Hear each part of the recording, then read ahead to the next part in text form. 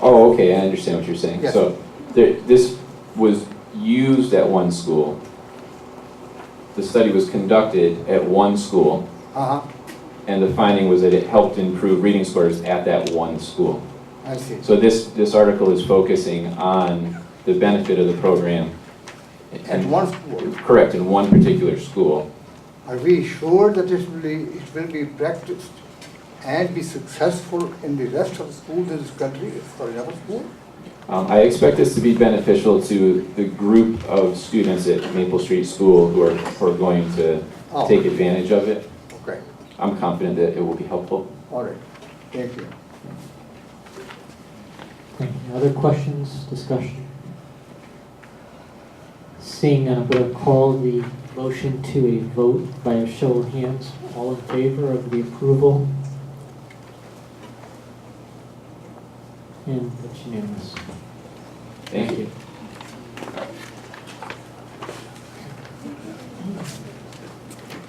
Item 5.2 is the 6-year capital plan.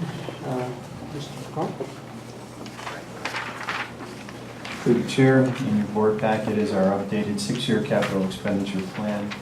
I would like to acknowledge the work of the superintendent, the director of public works, and our school supervisors, facilities and special projects, Mr. Peluso, who has joined us this evening to answer any technical questions.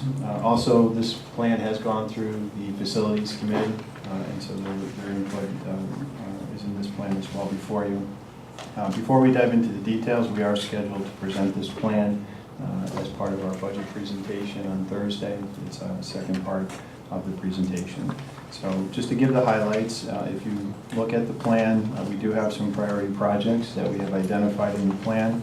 Obviously, a lot of the work that we want to do in this plan is going to be budget driven, and considering at this point that our primary funding source for many of these projects is our capital and non-recurring educational fund, which currently has a balance of about $145,000 and change, that would limit us to go beyond one or two of these projects. But just by looking at a high-level view for some of the priorities, start with the high school, page 1 of 3.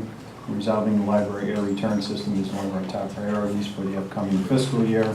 Enhancing the entrance for security, obviously that's important in light of current events. If we turn to the next page, on page 2, under Vernon Center Middle School, repairing, replacing the intercom system, estimated cost is about $21,000, again security related, making this one of our priorities for the school facility. Under Northeast School, again the enhancement of these front entrance for security purposes, estimated cost for this as well as the other schools that we're looking to do this work is about $100,000 per school. And then we move along to Skinner Road School, page 3. And again, the enhancement for security for the front entrance, about $100,000. The last priority for the next fiscal year is completing the boiler room project in the central office building with an estimated cost of about $90,000. Thank you. Mr. Carl, is there any questions or discussion?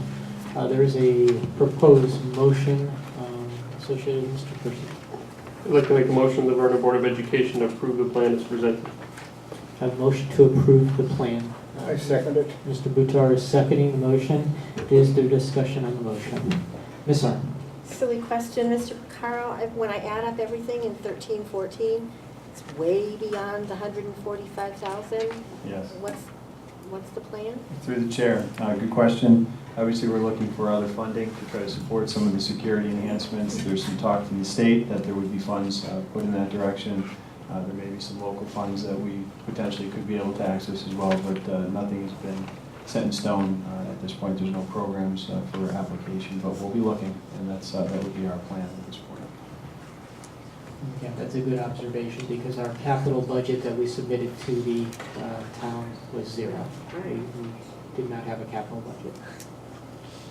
Other discussion? Ms. Arndt? I don't mean to beat a dead horse, but if it's, I don't know, real quick, 300 something, close to $400,000, we're just approving this in concept, like we'd like to have these things happen, and That is correct. We're required to put together a Right. capital plan. Right. This satisfies the requirements. One of the things But is you don't have to happens. fund the capital plan, but you have to have the plan. And Okay. that's what this is. I know it It's pretty sounds a little bit Yeah. squishy there, but Okay. any other discussion?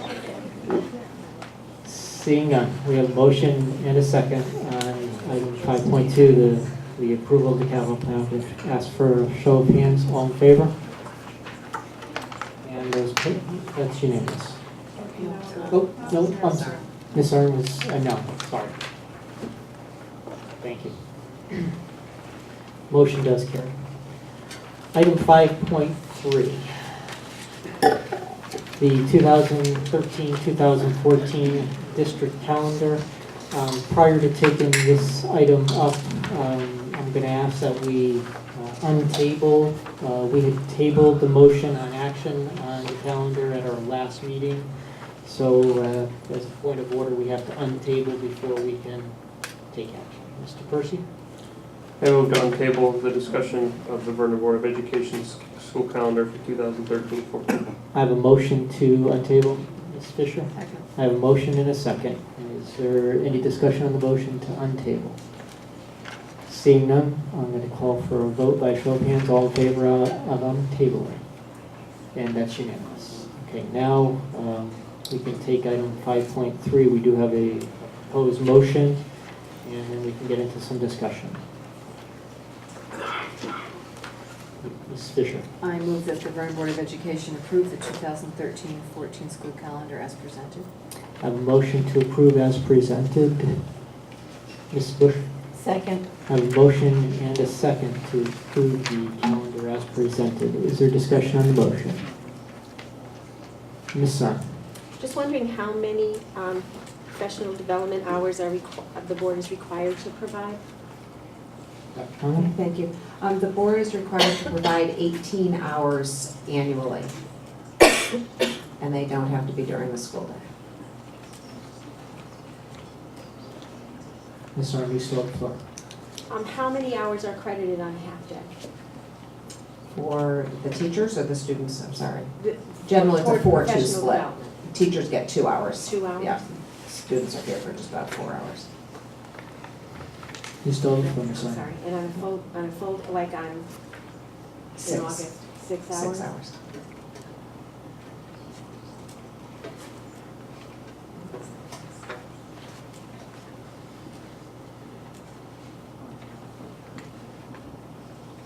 Can I ask a follow-up? You still have the floor. There are a lot of hours beyond 18. Absolutely. May I ask why? Yes. Ongoing professional development is how teachers grow, change their practice, improve their practice, and how students' learning increases and improves. So there's truly a direct correlation as you increase, that I say all the time, the one thing that makes the biggest difference in a child's education is a highly effective teacher. And we get them by growing teachers and allowing them opportunities to learn. And adults learn in a cyclical fashion, we all do. You learn a little something, you try it out, you learn some more, you just try it, just ongoing and ongoing. So just to do something at the beginning of the year and not be able to revisit that learning with your colleagues, explore and to have new learning, it's not an effective way to learn for teachers. You still have the floor. Yeah. 36 hours is twice with the contract, but I can't help but think that that's 36 hours of non-instruction time as well. You've been telling us for a long time that professional development makes a big difference, but I think instruction time in the classroom makes a big difference as well. It just seems like a lot of hours with non-instruction time.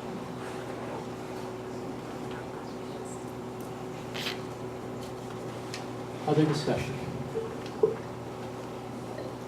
Seeing none, I'm going to call the motion to a vote by a show of hands. All in favor of the motion to approve the 2013-14 calendar as presented, by a show of hands.